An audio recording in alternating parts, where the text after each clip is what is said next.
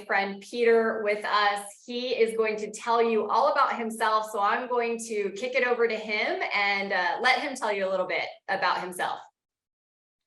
Thank you, Joe. My name is Peter Schell. I'm the head of audit for DaVita here in Denver.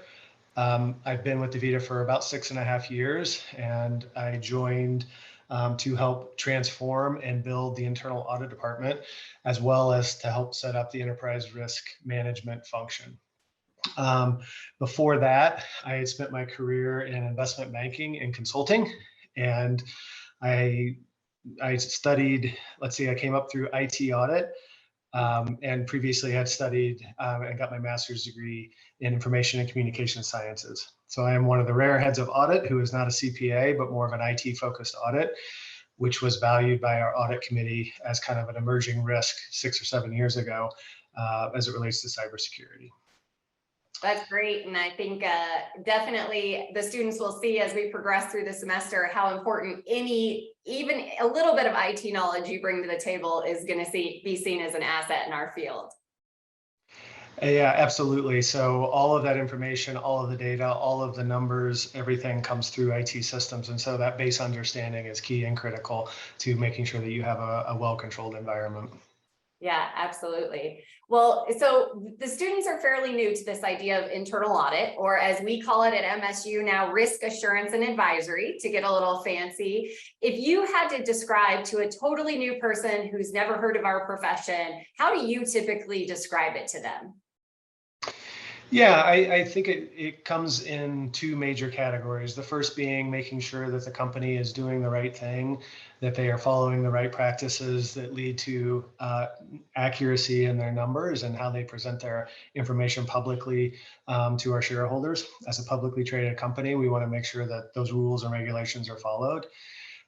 Once that base kind of expectation is set, we then pivoted in our department to, in addition to continuing to ensure those good practices, to figuring out how can we best assist the business in achieving the business goals. And so we really approach our audit function with those two hats in mind: make sure that the business is doing the right thing, and then how do we help them achieve the business goals in the best way that we can. That's great. Would you say your audit department at DaVita has a mission statement? I know personally, I've been there, I've been to the company, and I know you guys have great mission values as a company. They're all over the wall, they're all over the parking garage. And I'm sure you feed into those as the internal audit function, but what would you see as the leader of that function, or what would you say your mission statement ultimately is?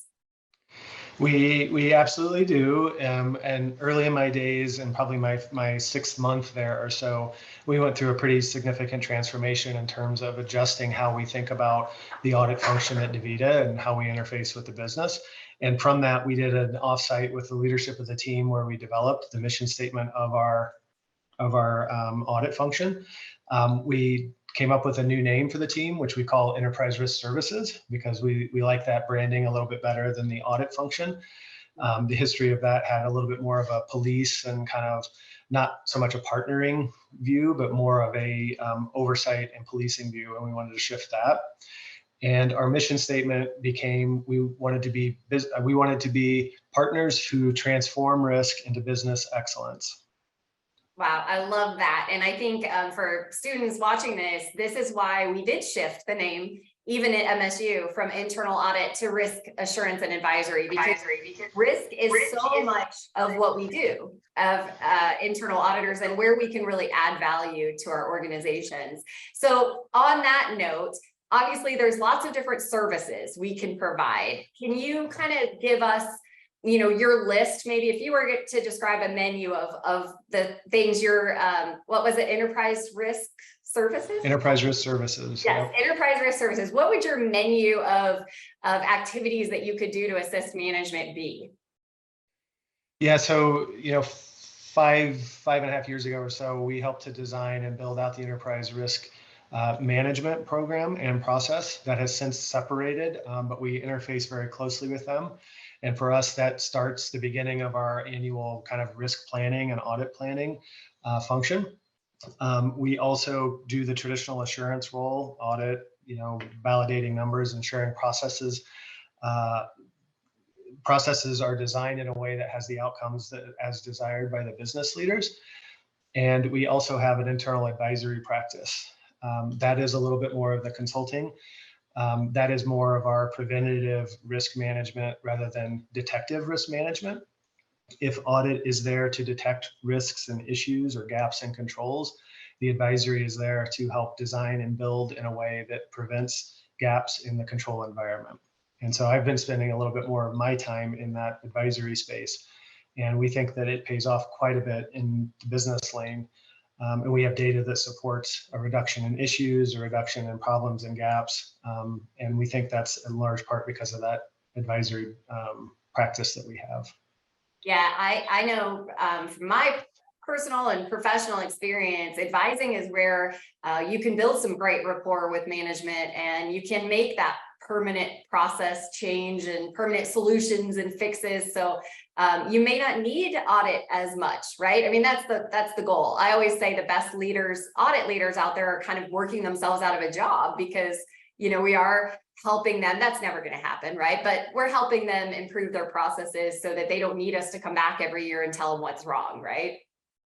Yeah, and I think that the key, you mentioned the key word for us too, is around trust, and that advisory practice helps us build trust.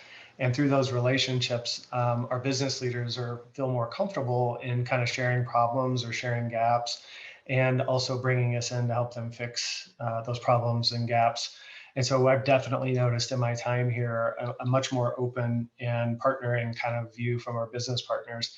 Whereas before they saw us more as, oh, don't tell audit, don't tell them, they're the cops, they're gonna get us in trouble. And it's really changed over the last few years.